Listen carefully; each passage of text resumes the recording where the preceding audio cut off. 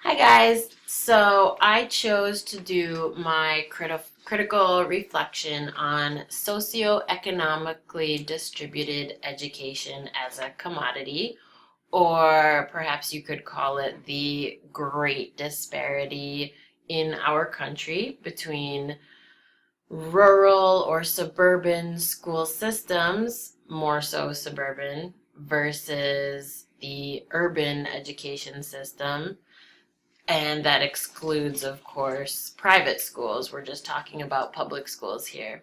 But I'd say that there is an undeniable disparity at play in the education system.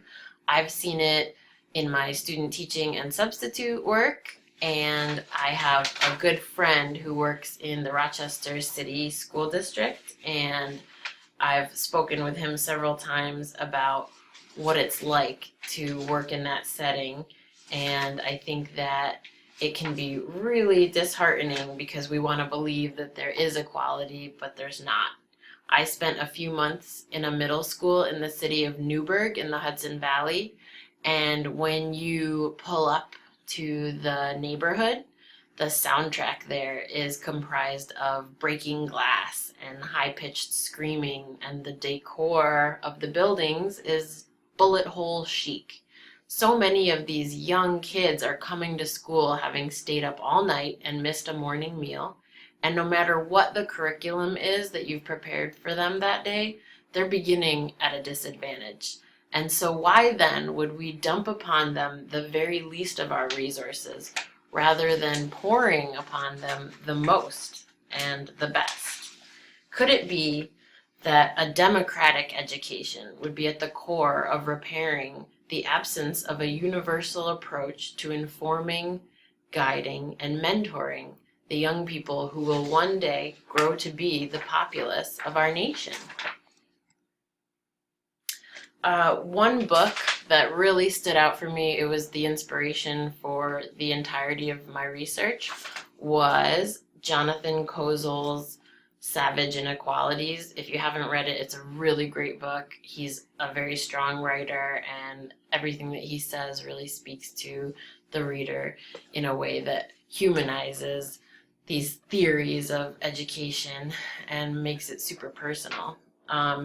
He was going around all over the country to different public schools and documenting what he saw. And it can be really depressing stuff, but it's very important. He says, children hear and understand this theme, that they're poor investments and they behave accordingly. If society's resources would be wasted on their destinies, perhaps their own determination would be wasted too. So rather than ignoring those who suffer and writing them off as less than, could we not redirect our motivations such that we appreciate the value of pooling our resources and our efforts in a way that actually serves all children, or at least aims to do so?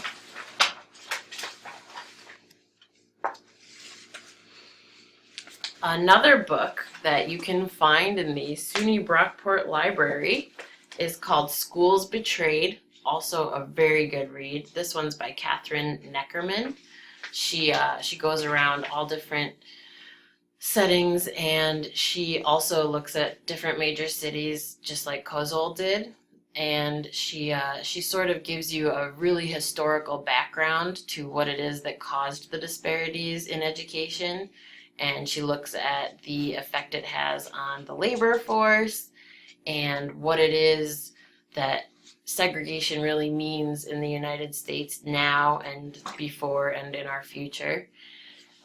And, she really highlights a need to assemble an actual union with a specific strategic plan in place which will set out to actually incite progress within the system itself.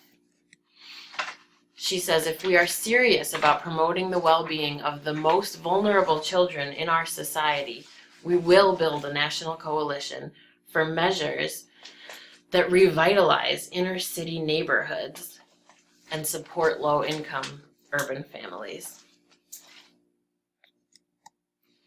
So Another very great book, which is in the SUNY Brockport Library, is called Battling Corruption in America's Public Schools by Lydia Segal. Segal outlines the ways that corruption can be seen in the data that we have with regards to where the money actually goes that's supposedly going into the schools and towards our students, and what we've tried to do in the past and what we've been trying to do in the present to actually combat this corruption. And she looks towards other countries, specifically Canada, and shows us what they do that works and what we really ought to be looking towards as a model for what we should be doing. The current system that's in place is rife with corruption, deceit, and misinformation, and it serves to influence our youth such that they actually aspire to positions of power in which they too may practice the indecencies that they see within their school system. We're supposed to be setting the bar and showing children what to strive towards. And in fact, we're just doing them such a disservice when we ourselves are setting a very poor example, which ultimately breeds further corruption.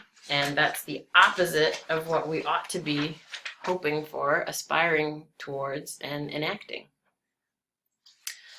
She says there's something inherently antithetical between the goal of public schools, which is to teach students to be fully participating citizens in a democracy, and at the same time accepting that schools lie and cheat to accomplish this mission. So like I said, I have some experience seeing the different ways that the system is flawed, seeing the ways that students in suburban settings receive so much by way of resources, teachers who are dedicated and paid well. They're already coming to school with the basic necessities to succeed. And I've also worked in places where none of that was there, none of it was present, and it's really just so obviously a disservice that we're doing to our nation's youth. Dan Rather, in 2009, spent an entire year in Detroit. He highlighted the ways that this city with a 50% unemployment rate, where half of all the city's schools have been closed down, he showed us that this is a city which is really struggling, and the schools are just both a product of that struggle and they are a catalyst for further struggle. Arnie Duncan is in his documentary, which was shown by ABC in 2009. He was the Secretary of Education, and when he went to Detroit, he called it the ground zero of education, an educational disgrace.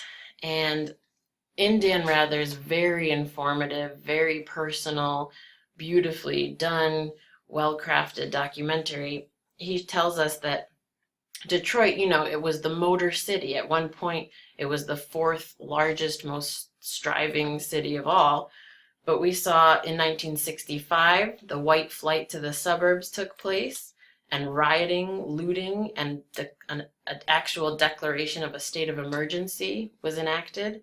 And in 1970, desegregation attempts were made by way of busing students from the suburbs into the schools of Detroit.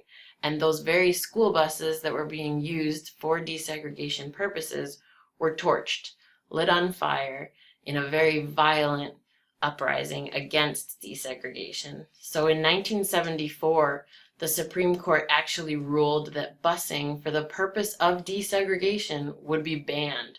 This was under Milliken versus Bradley, and it was a disgusting show of a lack of desire from the top level of the government of the United States. They just did not have that desire, that compassion, that empathy to enact desegregation in our schools.